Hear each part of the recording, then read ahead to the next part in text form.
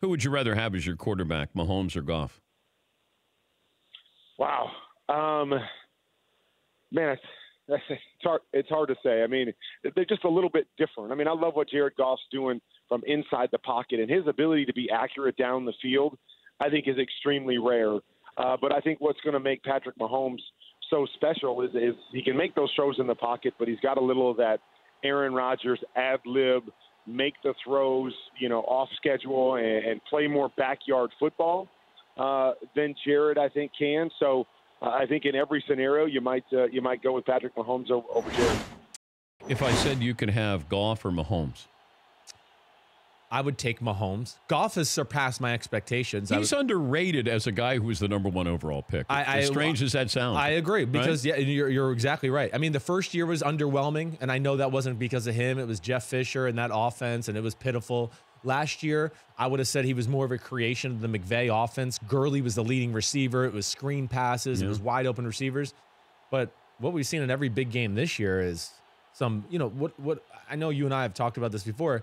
I look for, what does he do when nothing's there? It's easy to throw when the coach draws up a play and there's a 20-yard completion, and it's like, here you go. There's 20 yards to have right there if you can just hit the target.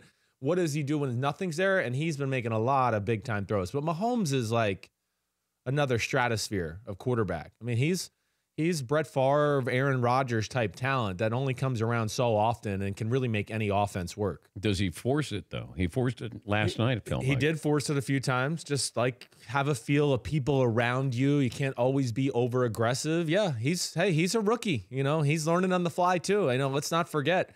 He's been so good that 350 and 4 touchdowns where you don't even talk about it on Monday anymore. Yeah. And now, yes, he's spoiled us, but it wasn't his best game.